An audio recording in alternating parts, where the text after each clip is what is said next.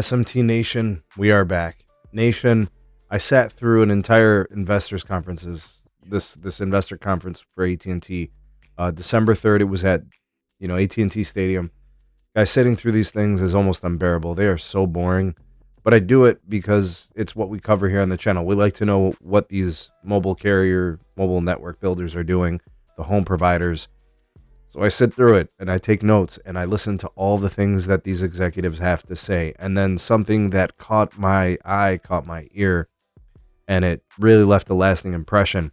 There's something that the AT&T CEO, John Stankey, said, and he's not happy about.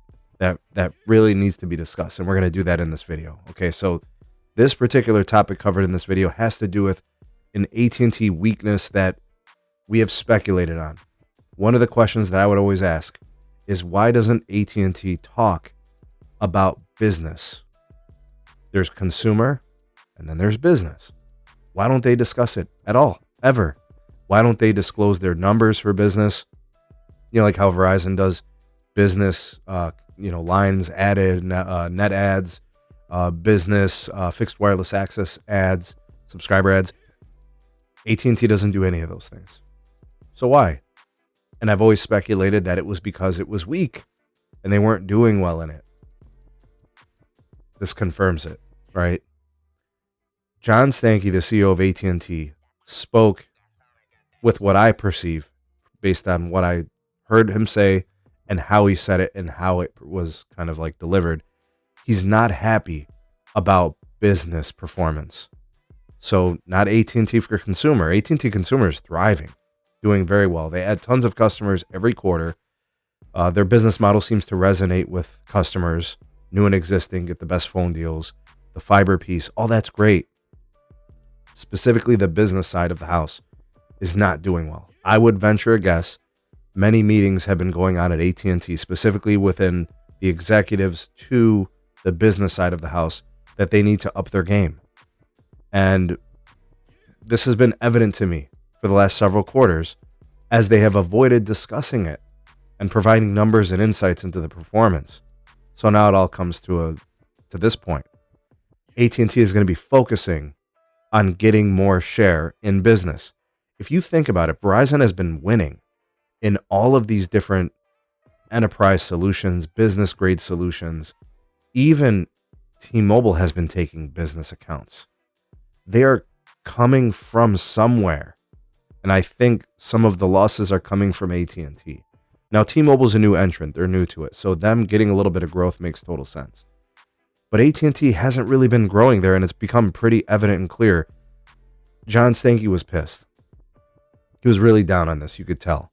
And it's going to be a focus area for AT&T. So what do I expect from AT&T? I think they're going to come in with some solutions. I think they're going to come in aggressive. And I think they're going to try to kick in the door at some of these businesses and get some of this business back. Because whatever they have been doing for the last couple of years, it's been a neglect to that entire side of the house. If you're looking for business leadership, look no further than Verizon. If you're looking for business growth, the upside has always been with T-Mobile because they had no share. Now they're starting to get some. So Verizon has been expanding their depth within that space, and T-Mobile's starting to take a little bit of share and get some recognition. And AT&T has been a no-show. This is one of the weaknesses that AT&T is going to look to fix and shore up here in the future. And they've got to do it quick because T-Mobile is taking, and Verizon is taking more. And you are the first responder network with FirstNet. And you have all of these assets and all this fiber, but you're not taking business share. This is going to be something we look forward to in the future from AT&T. And I hope the investors and the market analysts understand they need to follow up and ask questions about this in the future. At these earnings conferences, when are we going to hold AT&T accountable and have them prove their numbers in business? Because they've been hiding it, and now we know why. Because it's been weak. It has definitely been a weakness for them. That and also the legacy copper, which we're going to talk about in a future video. So stay tuned and keep it locked here for more coverage on AT&T and the other parts of their business. I've got a ton of new topics that we're going to discuss and things from this conference to keep you guys engaged and keep you connected to the industry and see what's going on with these providers. Things getting pretty interesting here with AT&T. What do you guys think? What do you think about kind of the approach AT&T is going to take? You think they're going to come strong with this new approach in business, or do you think it's one of those situations where T-Mobile's just doing better and so is Verizon, and this is going to be an uphill battle for AT&T? What's your take?